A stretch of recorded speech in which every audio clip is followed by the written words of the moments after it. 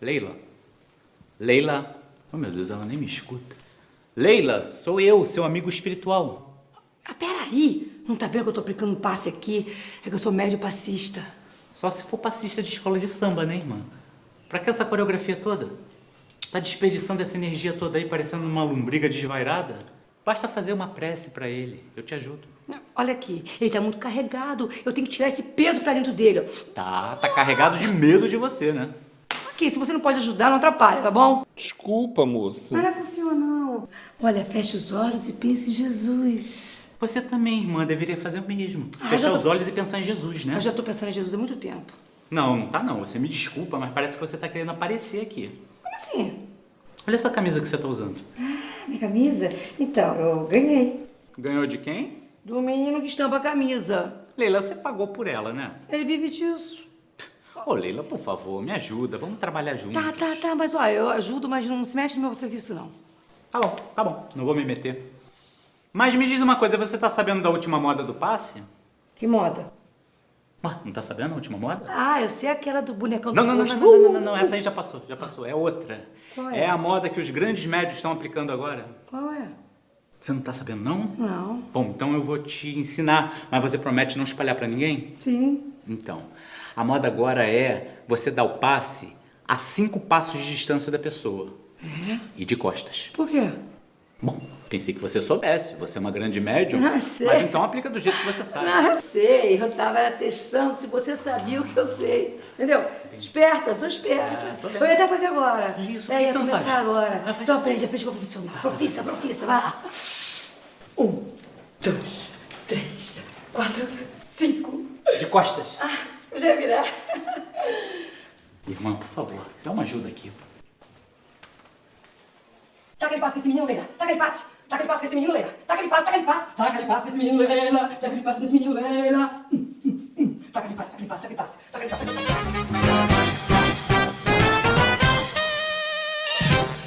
Olá pessoal, salve, salve. Aqui estamos novamente para dar continuidade ao assunto que nós iniciamos a semana passada. Então, a semana passada nós fizemos o módulo 3, tema 1, a manifestação anímico-mediúnica dos espíritos. E hoje, conforme combinado, nós iremos dar continuidade. Hoje nós vamos falar sobre a glândula pineal. Não que não seja um assunto solto. Não, tem tudo a ver com o assunto que nós falamos na semana passada, anímico-mediúnica dos espíritos, a comunicação, que é o que a gente demorou explicando, que é sobre esse circuito mediúnico, onde tudo acontece, a aproximação de espírito, a percepção do médium. Falamos também sobre a importância dos fluidos, a importância das energias. Falávamos também sobre a questão da mente do médium, né? Que é todo o responsável pelas impressões, pelos sentimentos daquele circuito mediúnico, dos sentimentos. Só falando rapidamente para quem não pegou a semana passada, para fazer um linkzinho. Então, é praticamente isso. E hoje nós deixamos para falar separadamente sobre a glândula pineal. Por que nós separamos esse assunto, só glândula pineal? É importante que vocês entendam que a glândula pineal é muito importante nesse processo de comunicação. logo no início, na explicação do material, vem dizer assim: enquanto permanecer o circuito mediúnico, que é esse circuito de emissor, receptor, ocorrem ações nas estruturas nervosas. Então, todo o sistema nervoso sente o reflexo disso, especialmente no sistema nervoso central, assim como nas glândulas endócrinas, sobretudo nas de secreção interna.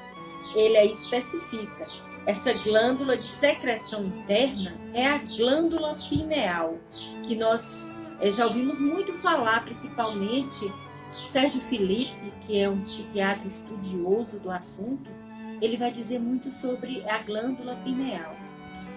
Muitos falam que a glândula pineal é a terceira visão.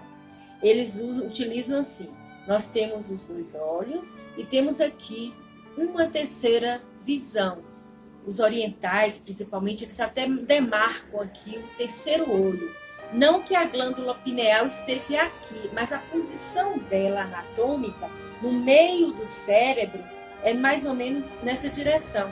Então, é um elemento de sensibilidade maior. O formato dessa glândula pineal. Geralmente, eles falam que tem o formato de uma pinha ou de uma amêndoazinha, uma pinhazinha, uma amêndoa, só que ela é bem pequenininha. E ela é situada, como eu falei, no centro do cérebro. Uma das principais e uma das funções principais da glândula pineal é regular o sono. Ela é responsável pela produção de melanina. Então, há muito assim, cuidado em relação a esse controle dela. As teorias espiritualistas dão muita importância, e mais importância ainda à glândula pineal. A glândula pineal, conforme o nosso material diz, ela no processo de destaque-se o papel exercido pela glândula pineal, ou então conhecido também como epífise, que pela ação preponderante durante o intercâmbio mediúnico e no psiquismo humano em geral, é denominada a glândula da vida mental. Por que ela é denominada a glândula da vida mental? Porque ela está muito ligada à mente. Então, os processos, se todo o processo mediúnico, circuito mediúnico, de percepção, tem muito a ver com a minha mente, e se a glândula pineal ela é ligada à mente, então, naturalmente, se todas as comunicações passam pela mente do médium, vou falar assim com bem calma, porque é muito importante falar sobre essa glândula. Se tudo passa pela mente do médium, sobre as questões de filtragens, de percepções, de sentimento, e tá tudo aqui, ó, como eu percebo, como eu sinto, como eu estou equilibrada, e a glândula pineal ou epífise, ela é muito ligada à mente, então, naturalmente, ela reflete todas essas questões. Isso da glândula pineal ser importante, principalmente nas questões espiritualistas, a gente vai ouvir falar dessa glândula pineal já por René Descartes, que é um filósofo, que ele defendia que a glândula pineal ou epífise seria a morada da alma. Isso foi René Descartes que falou há muito tempo atrás. Então ele já dava importância à glândula pineal. Já as religiões orientais, eles falam que há uma conexão da glândula pineal com a outra dimensão. E que outra dimensão seria essa? A vida espiritual. Então, os orientais já sabem disso há muito tempo, que é através da glândula pineal que tem uma conexão com aquela outra dimensão. E nós sabemos que dimensão é essa. A Kardec vem e nos apresenta a espiritualidade com nomes, com explicações lógicas, sobre o que é plano espiritual, o que é espírito, o que é perispírito, o que é intercâmbio. Ele só colocou, como bem fala, codificou todos esses ensinamentos que os orientais já tinham uma prévia impressão sobre isso. E voltando à questão, eles utilizavam mesmo aqui um símbolo, botavam uma pedra como o terceiro olho, para dar importância, para ficar bem caracterizado que além dos nossos olhos físicos, anatomicamente falando, temos dois olhos, existe uma outra um outro olho que se percebe uma outra realidade. Então, é algo que a gente não é novo, é algo que já vem falando os filósofos, os estudiosos, os orientais há muito tempo. Então, nós falamos a semana passada sobre essa questão de circuito mediúnico, voltando, nós estamos repetindo da semana passada, emissor e receptor, vontade de apelo e vontade de resposta. O espírito pede ajuda, quer ser ajudado, às vezes ele nem sabe que está pedindo ajuda, mas ele está no estado de perturbação, então há uma vontade de apelo e uma vontade de resposta. Então, nesse circuito mediúnico, há muitas ações nas estruturas nervosas, no sistema nervoso central, né? Que é o sistema nervoso central, que é onde existe o sistema nervoso da pessoa, o equilíbrio emocional da pessoa, é envolvido nesse circuito mediúnico, muitas emoções. Nós somos emoções. E principalmente em relação a glândulas. Tudo nosso, o nosso engordar, o nosso emagrecer, os nossos humores, irritabilidade, nós somos muito secreção. Então, tudo isso envolve esse processo de comunicação, envolve o sistema nervoso central, as glândulas endócrinas e, principalmente, como nós já falamos, a glândula pineal ou epífise, que é a glândula da vida mental, nunca é demais falar, onde a vida mental acontece, há todo o envolvimento das emoções. Então, há uma questão aqui de emissão e recepção. Os médiuns, eles recebem várias vibrações, como nós já falamos, né? E essas vibrações vêm para os médiuns, essas emoções aqui, ó, dos espíritos sofredores, vêm para o médium, às vezes desequilibra as emoções dele, o sistema nervoso central, as glândulas. Por isso que é recomendável que os médiuns, principalmente que tem nos processos de desobsessão, que recebem comunicações de espíritos muito sofredores, espíritos que estão assim com a sobrecarga de emoção muito grande, de dor, de sofrimento, de agonia, que o médium tenha muito cuidado para não passar para todo o seu corpo físico, para o sistema nervoso central do seu organismo, as emoções que não são dele.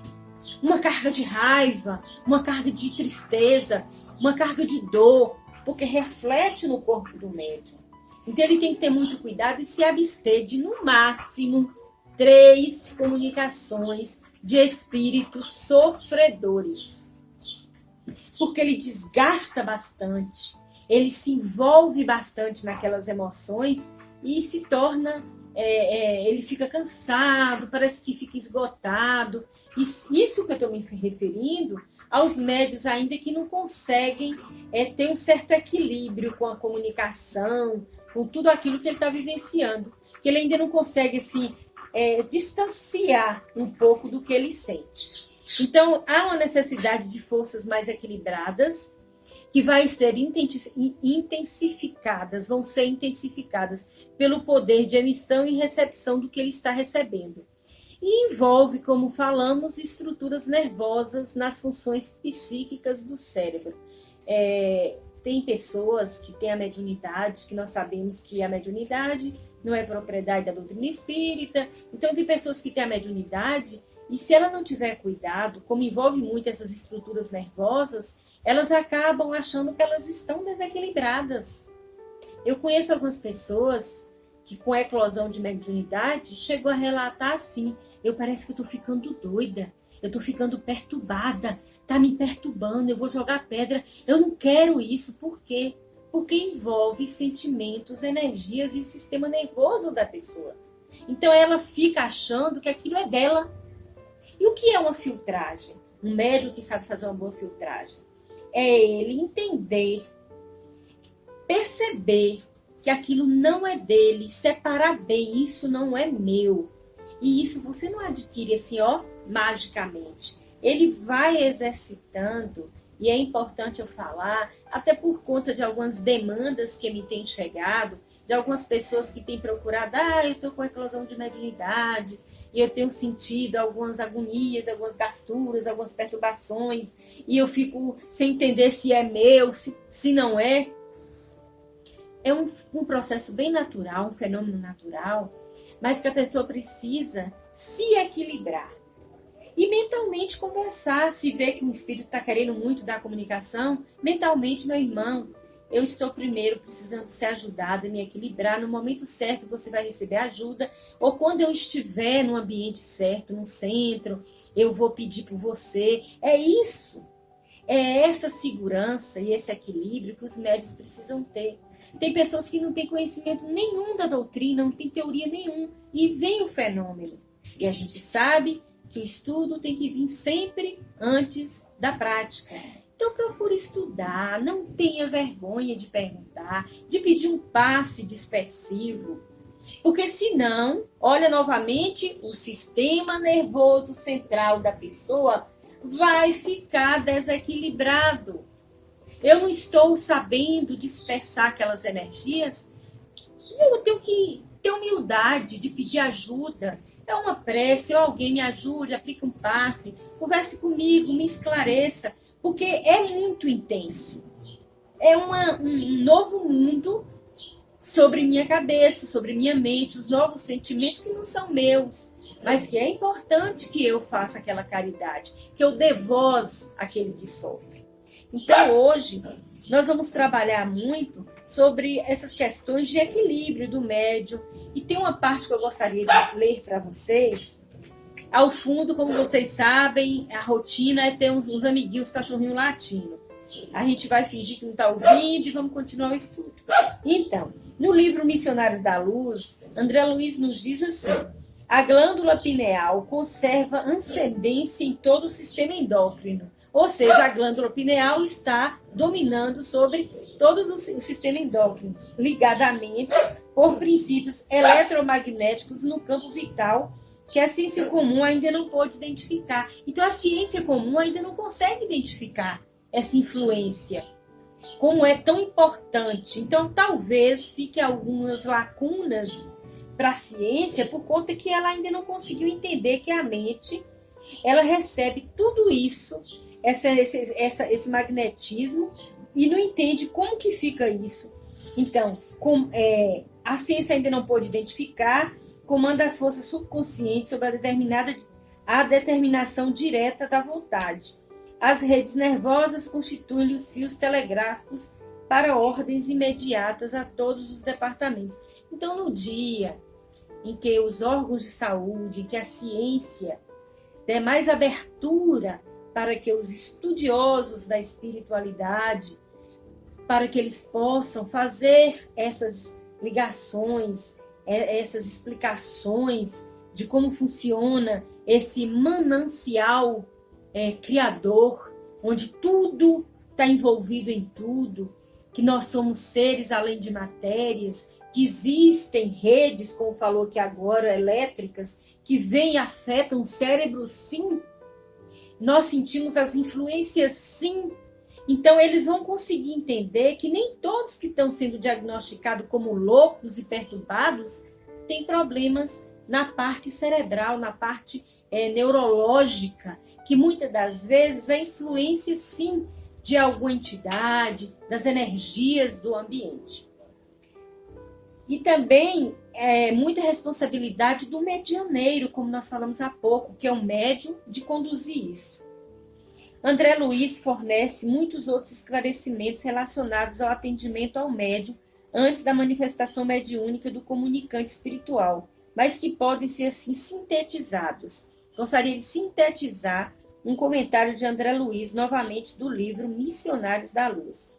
O sistema nervoso simpático, mormente o campo autônomo do coração, recebeu auxílios energéticos e o sistema nervoso central foi convenientemente atendido, para que não se comprometa a saúde do trabalhador de boa vontade.